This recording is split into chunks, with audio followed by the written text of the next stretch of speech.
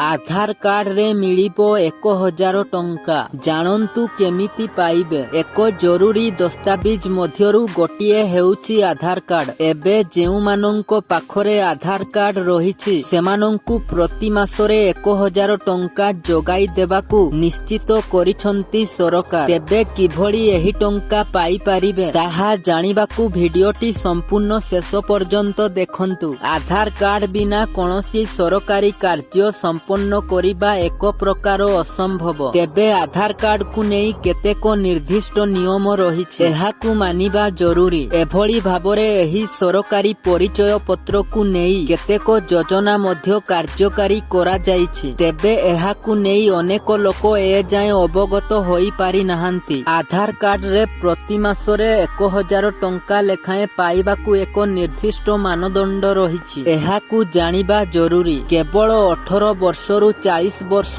वयस्क व्यक्ति विशेषंकु एहार लाभ मिली पारिबो। साधारण जनतांकू आर्थिक रूपरे सुदृढ़ करिबा एही योजनार मूल लक्ष्य। निकटस्थ जे कोनोसी बैंक को जाई एही योजनार लाभ उठाइबा पाई फॉर्म मागी पारिबे।